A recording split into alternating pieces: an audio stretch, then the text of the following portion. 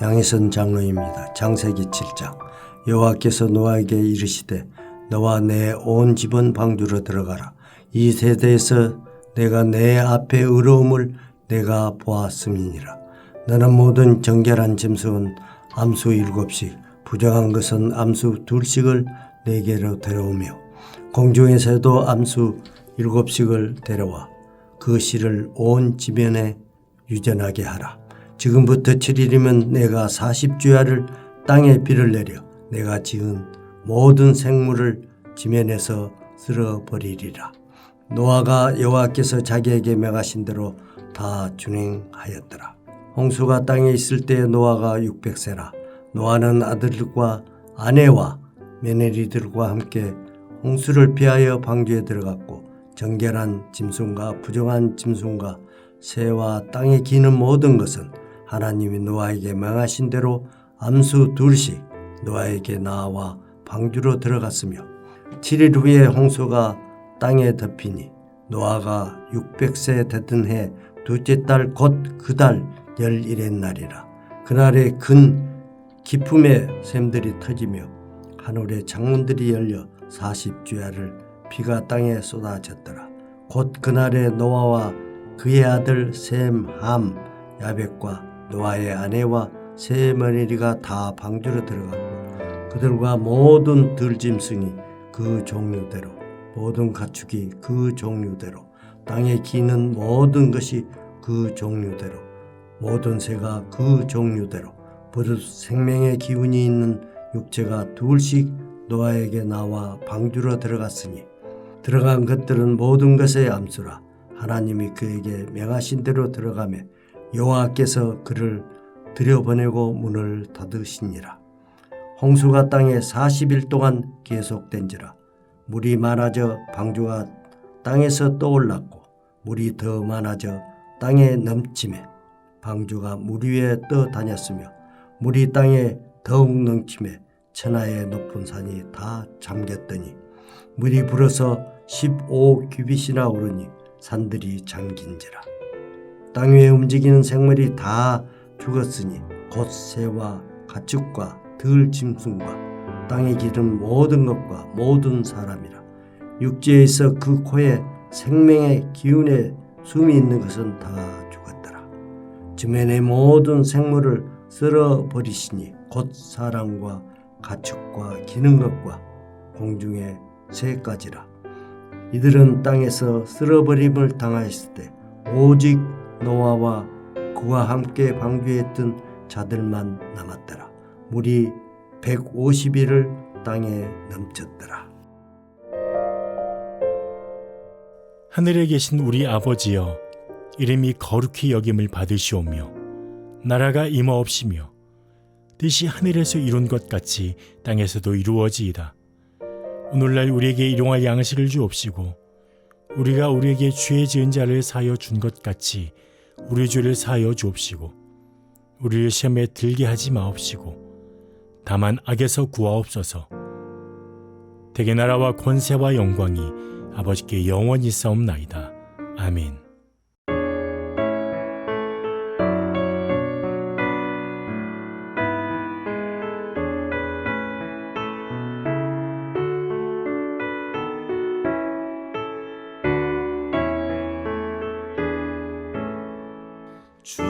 충성 외에는 참 기쁨 없도다. 날 사랑하신 주 늘 계시옵소서. 기쁘고 기쁘도다. 항상 기쁘도다. 나 주께 왔사오니 복 주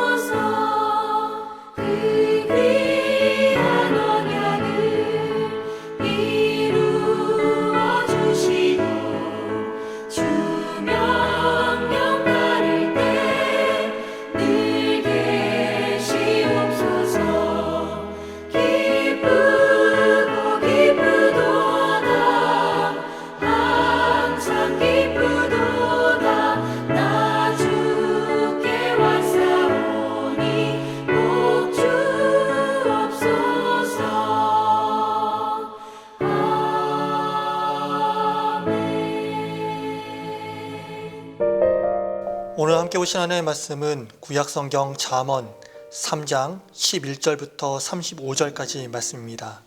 구약 913쪽에 있습니다.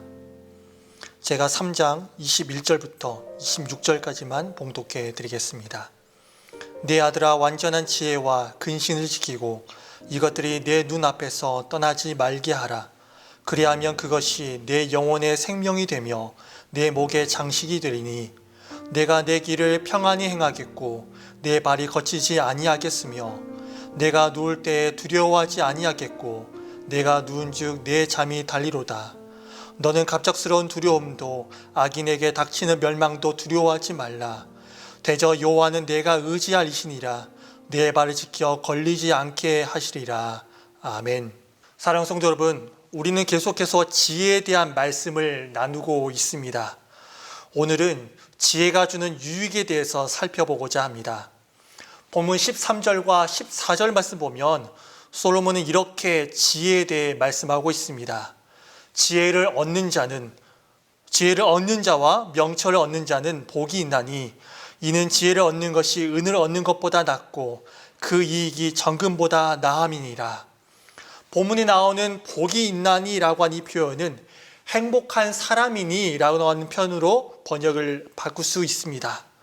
솔로몬은 본문 말씀을 통해서 세상에서 무엇이 가장 귀하며 무엇을 얻는 자가 가장 부유한 자이며 찬 행복을 소유한 자인지를 알려주고 있습니다. 사랑하는 성도 여러분, 세상에서는 무엇이 가장 존귀하고 무엇이 가장 행복한 사람이다 라고 말합니까? 바로 솔로몬이 말하고 있는 것처럼 금과 은을 얻는 자, 세상의 모든 부귀영화를 가진 자가 행복한 사람이다 라고 말합니다. 그러나 본문은 그런 자가 복이 있는 사람, 행복한 사람이 아니라 어떤 사람이 행복한 사람이다 라고 말하고 있습니까? 지혜를 얻는 자, 지혜를 소유한 자가 복이 있는 사람이다 라고 말합니다. 그렇습니다. 사랑하는 성도 여러분, 세상의 부귀영화보다 하나님을 경외하고 그분의 지혜 안에 사는 자, 그 지혜를 소유하고 그 지혜를 얻는 자가 행복한 사람입니다. 지혜는 우리를 지혜롭게 하고 복되게 하며 우리를 행복하게 합니다. 행복으로 우리를 초대하시는 그 지혜 속에 사는, 늘 지혜 속에 사시는 여러분 되시기를 간절히 소망합니다. 또한 이 지혜가 우리를 행복으로 인도합니다. 잠깐 있다가 사라지는 안개와 같은 행복이 아닌 영원한 행복으로 우리를 인도합니다. 본문 17절 말씀 함께 보겠습니다. 그 길은 즐거운 길이요 그 지름길은 다 평강이니라. 여기서 말하는 이 그 길은 16절에서 언급한 우편에는 장수, 왼편에는 부귀를 든 지혜가 인도자가 되어서 이끌어가는 길을 말합니다. 여기서 말하는 이 장수는요, 그저 오래 사는 것을 말하지 않습니다.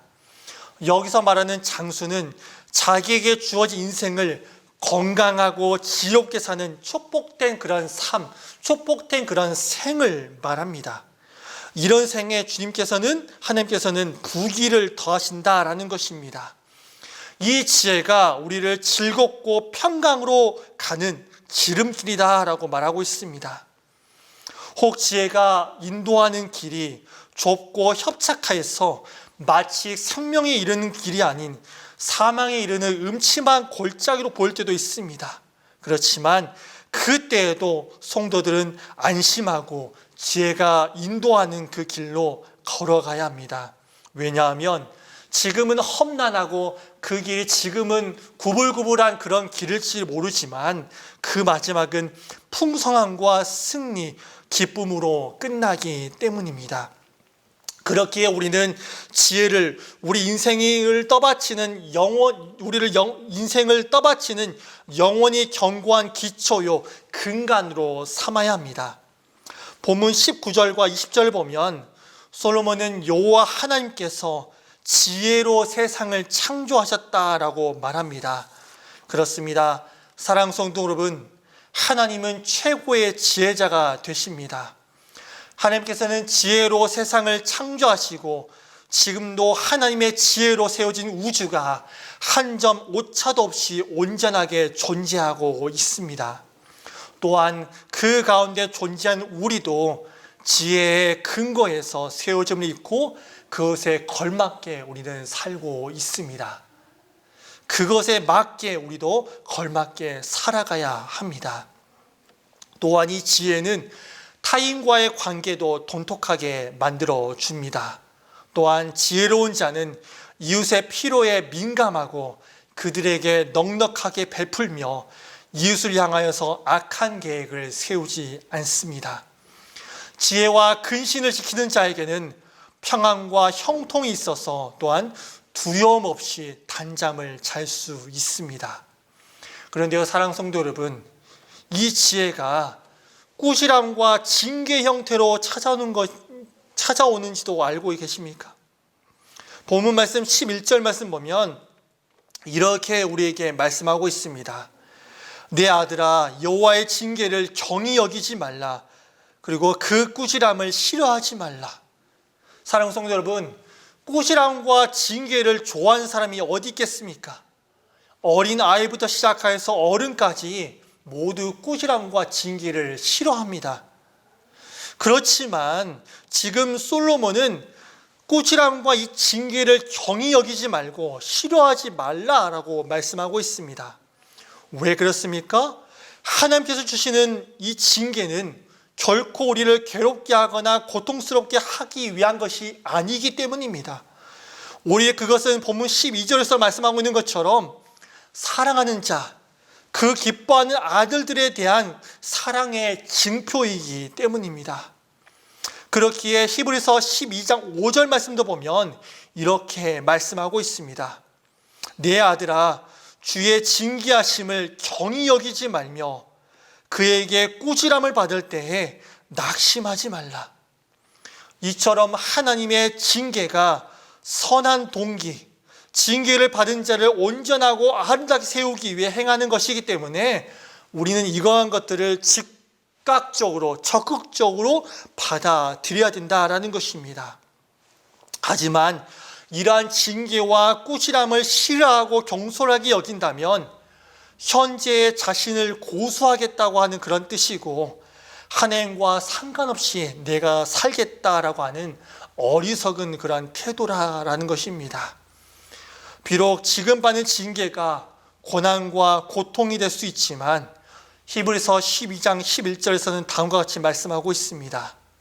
무릇 징계가 당시에는 즐거워 보이지 않고 슬퍼 보이지만 후에 그로 말미암아 연단받는 자들은 뭐라 말합니까? 의와 평강의 열매를 맺느니라. 지혜의 징계와 꾸지람을 달게 받는 자들에게는 그것이 축복의 길이 된다라는 것입니다.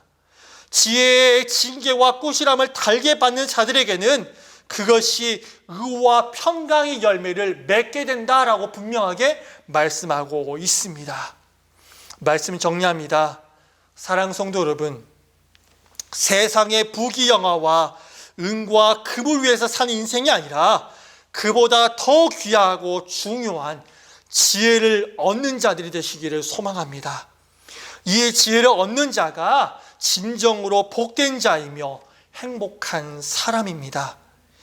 이 지혜가 다른 것이 우리를 행복한 길로 인도하는 것이 아니라 이 지혜가 우리를 의와 평강의 길, 즐거운 길, 진정으로 행복한 길로 우리를 인도합니다. 그렇기에 우리는 다른 것을 우리 인생의 근간으로 삼는 것이 아니라 지혜를 우리 인생을 떠받치는 근간으로 기초로 삼아야 합니다. 그 길로 가게 하기 위해서 하나님은 우리를 징계 가운데, 꾸지람 가운데 인도하실 때도 있습니다. 그렇지만 그것이 축복의 길임을 분명히 기억해야 합니다. 그것을 분명히 기억하면서 오늘도 내일도 지혜를, 다른 것을 여러분의 인생 가운데 근간으로 삼는 것이 아니라 지혜를 여러분의 인생의 근간으로 삼고 기초로 삼아서 늘 지혜로운 자로, 늘 지혜로운 인생으로 살기를 주의 이름으로 간절히 축원합니다. 기도하겠습니다. 사랑과 언약 풍성하신 하나님 아버지, 오늘 말씀처럼 우리가 세상의 부귀영화를 위해서 사는 자가 아니라 그보다 더 귀하고 중요한 지혜를 얻는 자로 살게 하여 주시옵소서. 지혜를 얻기를 소망하면서 사는 자가 되게 하여 주시옵소서. 말씀을 붙들면서, 지혜의 말씀 안을 붙들면서 인생의 근간으로 삼아서 삶을 살아가게 하여 주시옵소서. 세상의 지혜가 아닌 하나님의 지혜를 구하는 자로 살게 하여 주셔서 형통한 인생, 복된 인생 살게 하여 주시옵소서. 예수님의 이름으로 기도드립니다. 아멘.